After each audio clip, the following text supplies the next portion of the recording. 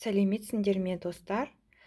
Видеоны қарамас бұрын менің каналыма тіркеліп, комментарий жазып кетуді ұмытпаңыздар.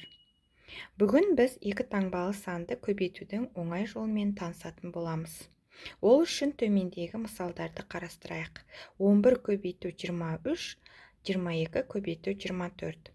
11 көбейту 23-ті тезірек оңай көбейту үшін біз ең алдымен орын санын анықтап аламыз.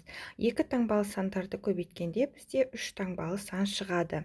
Сондықтан мен мына жерге 3 сызықты сызып аламын. Бұл 3 орын 3 таңбалы сан дегенді білдіреді.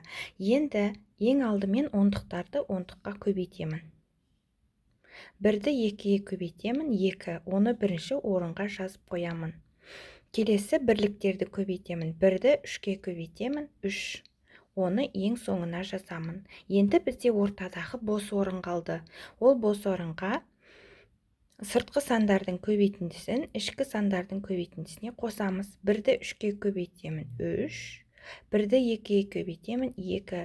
3-ті 2-ге қосамын, 5. Ол 5-ті мен ортасына жазамын.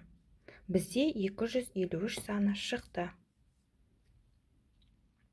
Енді келесі мысал бізде кішкене қиынырақ. Оны шығару үшін тура осы әдісті қолданамын.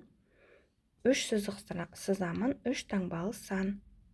Ең алдымен 2 ондықты 2 ондыққа көбейтемін, 4 ондық. 2 бірлікті 4 бірлікке көбейтемін, 8 бірлік. Енді ортадағы санды табу үшін сыртқы сандардың көбейтіндісі мен ішкі сандардың көбейтіндісін қосамын. 2-ге 4-ті көбейтемін, 8. 2-ге 2-ні көбейтемін, 4. 8-ге 4-ті қосамын, 12. 12-ні мұнда жазамыз. Енді бізде ортада 2 таңбалы сан пайда болды. Бұл жердегі ондықты қайда жіберемін?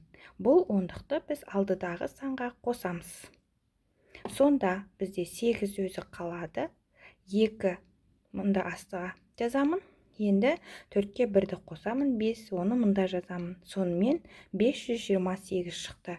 22 мен 24-тің көбейтіндісі 528-ге тең.